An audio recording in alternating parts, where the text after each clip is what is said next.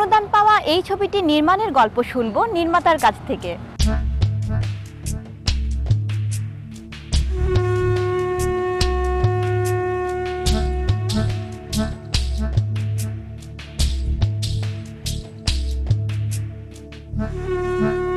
কবি নির্মলেন্দু গুণের একটি বিখ্যাত কবিতা নেকাব্বরে মহাপ্রাণ। এই কবিতাটি তার জীবন তার অভিজ্ঞতা জারিত এবং তার দেখা একটা ক্যারেক্টারকে নিয়ে কবিতাটি।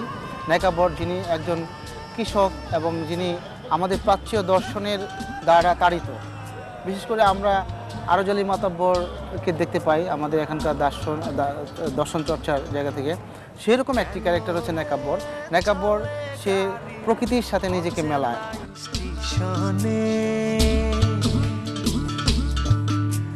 হাওয়ারে পারি চলে সবারই গোপনে, আমার আমিরে ছাড়িয়া যাও। এবং যে নেকাব্বর যে ক্যারেক্টারটা, সে একটা রক্ত মাংসে গড়াই মানুষ, বাট তার ভিতরে একটা দর্শন চিন্তা আছে এবং বাস্তবতার সূক্ষ্ম সূক্ষ্ম জিনিসগুলো সে উপলব্ধি করতে পারে। সে প্রেম করে তার প্রেমিকা ফাতেমা, সে ফাতেমাকে রেখে সে চলে যায় যুদ্ধে। এবং সে যখন যুদ্ধে যাওয়ার পর আর তাকে খুঁজে পাওয়া যায় না, কারণ সে যুদ্ধে গুলিবিদ্ধ হয়। সে তার স্মৃতি হারিয়ে যায়, তার পা একটা কাটা পড়ে, সে পাগলা করতে থাকে। তাকে 40 বছর পর কবি নির্মলেন্দু গুণ আবিষ্কার করেন শিখা চিরন্তনীর পাশে।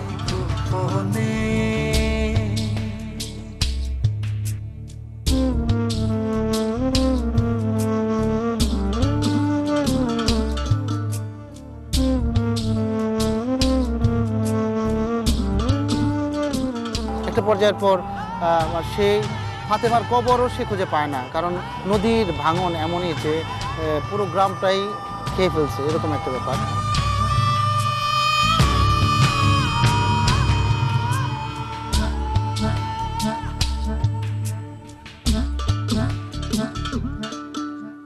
চলছি আমি আপন বাড়ি রে, দিনে দিনে।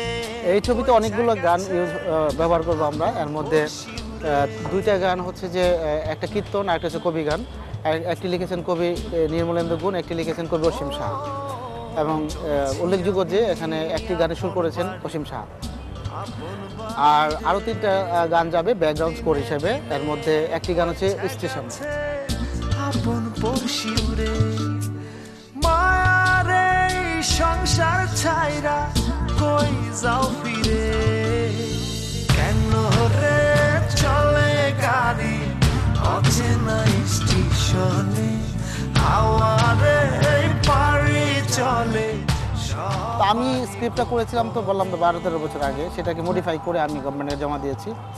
তো স্ক্রিপ্টটা খুব ভালো লেগেছে ওদের, এবং তারা আমাকে জানিয়েছে যে স্ক্রিপ্ট খুব ভালো হয়েছে। কবিতা থেকে স্ক্রিপ্ট কাব্যিক একটা ট্রিটমেন্ট, প্রতিটা সিকোয়েন্সের মধ্যে একটা কাব্যিক ট্রিটমেন্ট আমি রাখার চেষ্টা করেছি।